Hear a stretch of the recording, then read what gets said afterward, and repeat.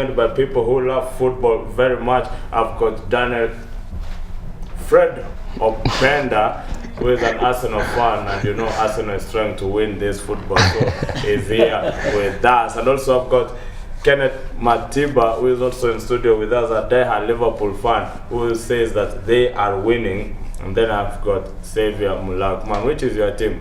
Declare your team. Declare your team. Yeah, my new fan.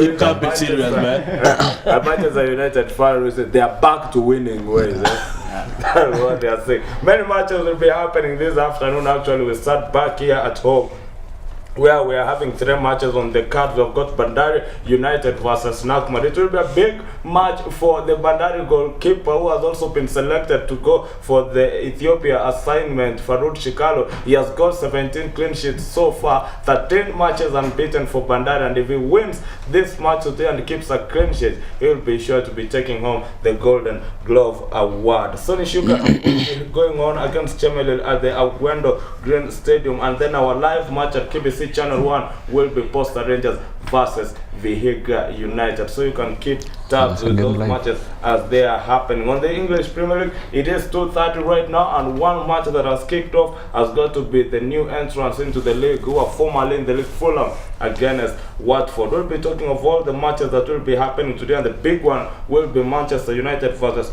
Wolverhampton Wanderers. But Liverpool also versus Southampton will be playing at that time. Welcome to the Fan Zone. I'm Robert. So let's start with Fred. Arsenal, you guys are happy you're back to winning ways with the Europa League? I'm not happy that we are back in the to the winning ways. Yes. I'm happy that the system for Unai Emery is starting to work in a way. So right now, the Arsenal fans can be enthusiastic that Unai Emery is bringing in new ideas to the team, and that they are at least working for the time being. Matiba, when you look at Arsenal, they are playing at the Europa League, and Unai Emery knows the Europa League very well. He actually won 3 titles back to back with Sevilla. Is the Europa League the best competition for Unai Emery to make his Arsenal team? Europa League is a good competition to showcase your skills and what you've been working on in the training ground back on the pitch. It's a good platform for Unai Emery to fall into the system and make the players bring on the morale, build on the morale. It's a big one for them, but for them they'll be playing tomorrow. And for you, when you look at Unai Emery and Arsenal so far, do they give you hope to come and challenge you for the win so far? So far, Arsenal have been playing well. We were able to see one of the debutantes, Torreira, playing a very good game, but challenging for top 4 this season, no. But they're doing a good job so far. The system is working. When you say they are not challenging for top 4, who are you giving the top 4 to? What I believe, Arsenal will be going for the Europa. Yes. That's what I know. Now, if you're just to bet your odds right now, top 4. How do you think the top 4 will be at the end of the season? The league is between Liverpool and Man City. Liverpool number 1, Man City number 2, Man United number 3, number 4 Tottenham. Well, you want to say you have locked out Chelsea completely? Chelsea. Because they only have. I don't buy that. I don't buy that. But Liverpool are showing some signs of glimpse on the field. They are playing well right now, but the problem with Liverpool is that they'll get to a point where they'll just collapse. You know that's the problem. But you cannot write Sarri off of the top 4. Actually, I would place Sarri on the top 4 as compared to Tottenham. You know. But right now, the question is just asked about the top 4 for England this season. Of course, Man City will be there, Liverpool will be there, and then maybe United, because maybe I'm telling you, maybe United, and then we have Chelsea and Tottenham. For Arsenal, they can be there, right? They can be there, but I'm not giving them that chance. For Unai Emery to qualify for the Champions League, what he has to do right now is to master what he has done in the Europa League. Yes. Just go for the Europa League and then you are in the Champions League, right? We have actually gone ahead of the conversation, and let's go back to the UEFA Champions League that happened actually midweek, the start of the UEFA Champions League. that is on right now. And when you look at those matches, you realize that we've got teams that are performing, and one of the best results that got to come from Liverpool versus Paris Saint-Germain. You were happy with that result being the start of the competition, Matiba? The results were absolutely a delight for me, because this is something we've been working towards. We've been working on a team that will be able to win trophies or win such matches in 3 years, and we are at that point that right now it's a good time to be a Liverpool fan right now. As a Liverpool fan, don't you wonder why you concede? Because Liverpool, the conversation is never about scoring. Yes. You score goals. The conversation is never about conceding. Do your defenders give you that hope that you are going for this one last time? You have to take into consideration our opponents, whom we came against, because looking at the previous matches, we have come up against teams like Tottenham, which we have only conceded one goal, and the other matches we had not conceded any goal at all. So it's just a matter of time, and as you judge us, at least give us a benefit of doubt, because PSG is not just any other team like maybe Arsenal or Manchester United right now. It's a big team with lethal strikers and creative midfielders. We had to concede 2 goals. Well, it is one for you there in that group. Also, there was a draw between Red Star Belgrade and Napoli, coming to 0-0, and Liverpool is leading that table with 3 points. Red Star Belgrade and Napoli following with 1 point each. Then Paris Saint-Germain out of that group. Fred, when you look at losing the first match in a competition, and Paris Saint-Germain has actually lost their first match in this competition, does it give them hope of going for it? Also, Man City also lost their first match in the competition. What does that say to the players? Okay, it says a lot, but for the first matches of the Champions League, if you look at the game between Liverpool and PSG, then you can't say PSG were beaten pants down. You know, they went for they were goals down, and then they came back. Then they unfortunately conceded a goal during the 9 minutes. And then you look at Man City, actually they were 2-0 down, and then they tried to come back as the match went on. But I can't say that that writes them off. Yes. If you can look at the groups that these two teams are in, PSG and Manchester City, I can tell you that Manchester City is going to come back, and they're going to qualify for the knockout rounds. Yes. And PSG is also going to come back. I don't think, I can't say I don't think Liverpool will beat them at home. Liverpool can do anything. They can beat them. Yes. But they can also lose terribly over there. When they go to Paris to play Paris Saint-Germain. Exactly. Another group that had an English team had to be Group B, where we saw Barcelona defeat PSV Eindhoven by 4-0, and Lionel Messi getting another hat-trick into his side, and then Inter Milan beating Tottenham by 2-1. Barcelona gives you confidence with that thrashing of 4-0 against PSV Eindhoven. Yeah, when you look at the Barcelona team, it's pure superstars. They have a very big team, and they're only not depending on Messi. They have Dembele, they have Suarez, they have Rakitic. So it's a very big team that is able to beat any opponent, especially when they're at home. Yes. So I was not surprised by the results. I knew they were going to win big. The only surprise was the Inter Milan and Tottenham game. Yes. I think it's time Pochettino really rests Harry Kane and stop depending on Harry Kane, because in games that are to come, Harry Kane is likely to get injured, and Pochettino won't have any backup for Harry Kane. So it's good he starts using players without using Harry Kane.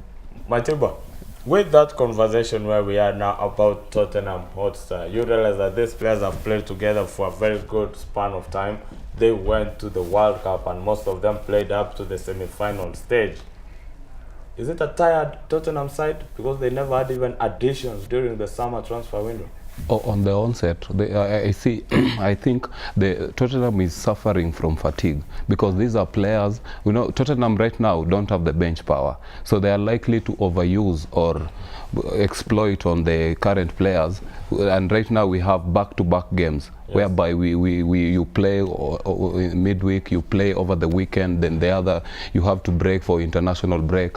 Coming back, you still have back-to-back games, so they are likely to suffer, and they might unfortunately not make it in the top 4 because of the fatigue and bench power. They don't have backup for their players.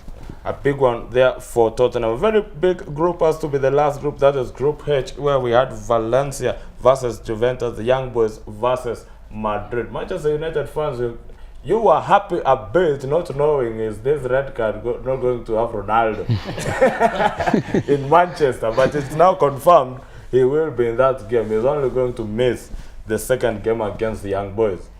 I think of all the players that we've sold, we wish Ronaldo the best of all the players we've sold abroad. So we will want to have Ronaldo coming back to Old Trafford and playing against us. Yeah. So we wish him the best when he comes back. But I believe we'll win also. Yeah. Juventus is not that authority. What do you make of that red card, Fred? The Cristiano Ronaldo red card. Was it? Yes, it's a red card, or it's not a red card? That was not even a foul. That was not even a foul. If you look at, actually the center referee did not give that red card. It came from the linesman. If you look on the screenshot from that game, when the defender went down, the referee was looking at the touchline. He could not have seen that. So I think he got the instructions from the linesman. But if it was such a bad foul, then Ronaldo would have served 3 games or so. Yeah. So the best thing was for Juve to go and appeal that, and I'm very happy that he's only going to miss 1 game. But it was a deserved red card. No, it was a red card. Yeah, it was a red card. Is a red card. I believe it was if it was another player, it couldn't be given a red card. Exactly. No. It was only because it was Ronaldo. Look at this. It was an emotive red card. Because this player goes down, Ronaldo clubbers his hair, the player comes up, who is going to be charged? But how did he go down? No, actually, the player going down was not even looking at Ronaldo. He went down himself, he stumbled down himself. But Ronaldo, when the fall went up, is the one who touched him. Let me use Emre Chan's word. It's not a woman's game, it's men's game. This is a man's game. It's a man's game. It's not being sexism, it's a man's game. But if you look at that red card, sincerely speaking, look at all the angles from the replays. Yes. Ronaldo was just telling this guy, get up, what's up? And the problem is that this Valencia guys, no Ronaldo, and they played, Ronaldo, the problem is Ronaldo played into their game, and easily got sent off. But now the question will be, Juventus lost 1 man down, they won 2-0 against that. We also got Manchester United winning, we had Real Madrid winning, we had Barcelona winning. In your own opinion, which team do you see going all the way? I didn't hear you mention Liverpool because okay. Because actually Liverpool is the only team to win a match, a highly competitive match with a partially blind player. Yes. Because by virtue of us winning with a partially blind person who didn't even train. Yes. We can go all the way. Liverpool can go all the way. Yes. Or touching on the red card, a victim has no obligation to retreat. Yes. If you have intention to kill me, and you kill me and you say, I had an option to run away. Yes. That is not applicable in law. It doesn't work like that. Ronaldo was an aggressor and he did something wrong. Yes. The red card stands. The decision might have been harsh and Ronaldo must be respected, but a red card is red card. There's no threshold. That's why we have murder and manslaughter. Yes. That's why we have murder and manslaughter. I can kill you. In all instances, the victim has no obligation to retreat. We are not playing the victim. We are not playing the victim. The defender was a victim. He was clobbered on the head. We are not blaming. We are playing the officials. We are blaming the official. But that official has refed in our Champions League final. That is it. It's okay. He's competent enough we have to make such a decision. Very many referees who have refed in the Champions League and got decisions wrong. Yeah, that's true. That is all for the Champions League. Match day 2 of the UEFA Champions League will be on October 2nd. The big question will be, can Liverpool get to another final, and can Real Madrid defend that one? Man City also started on a lower side. Will they bounce back today in the English Premier League? Fulham versus Watford, that match is already underway, and there are many matches starting at 5 p.m. Burnley versus FC Bournemouth, Cardiff City versus Manchester City. Then we have Crystal Palace versus Newcastle, Leicester versus Huddersfield. Then at the Cop, there will be Liverpool versus Southampton, Manchester United versus Wolverhampton Wanderers, and then at 9:30 it will be Brighton Hove Albion versus Tottenham Hotspur. Let's go ahead and talk about Liverpool Southampton this afternoon. You confident enough? I'm confident enough that we are not going to concede today, and we are going to whitewash them. 3-0.